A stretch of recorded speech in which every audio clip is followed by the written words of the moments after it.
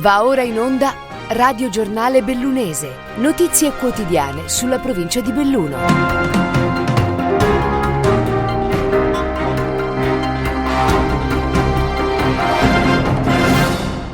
Benvenuti ad un nuovo appuntamento con il Radio Giornale Bellunese, questi fatti che affronteremo nell'edizione di oggi di mercoledì 1 febbraio 2023.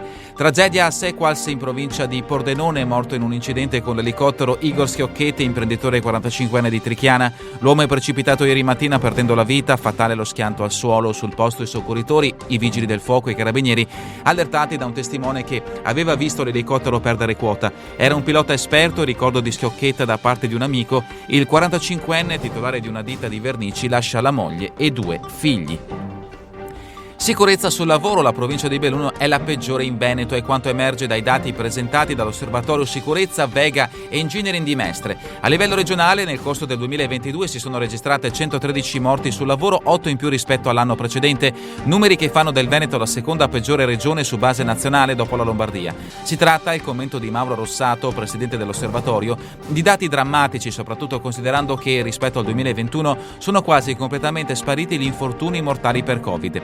Maglia nera al Bellunese, la provincia dolomitica in Veneto è infatti quella in cui i lavoratori rischiano di più, con un indice di mortalità pari a 69,9 infortuni mortali ogni milione di lavoratori. Un dato quasi doppio rispetto alla media nazionale. 9 gli incidenti fatali avvenuti nel 2022, con un aumento dell'80% rispetto all'anno precedente.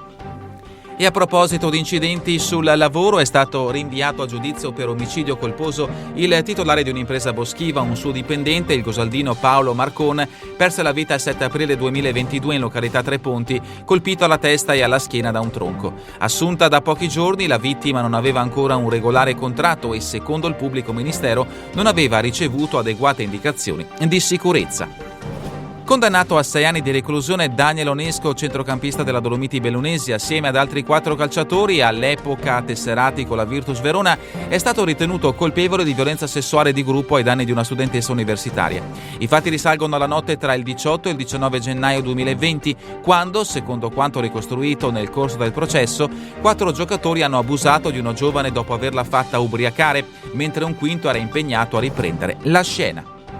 Andrà invece a processo per tentata rapina un 18enne studente dell'Istituto Agrario di Feltre. È accusato di aver minacciato con un coltello un compagno di scuola per farsi consegnare del denaro. L'episodio sarebbe avvenuto a bordo di una corriera lo scorso maggio.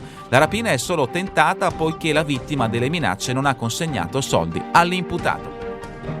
Infine lo sport, calcio, promozione, nuovo attaccante per i Fiori Barp Mas, acquistato Kevin Aranda, spagnolo in arrivo dalla Calabria. E sempre a proposito di calcio, nella massima serie, il terzino Nadir Zortea, classe 99, nato a Feltre e con trascorsi proprio nelle giovanili della Feltrese, lascia l'Atalanta e passa al Sassuolo. Il trasferimento è avvenuto ieri, ultimo giorno disponibile del mercato invernale.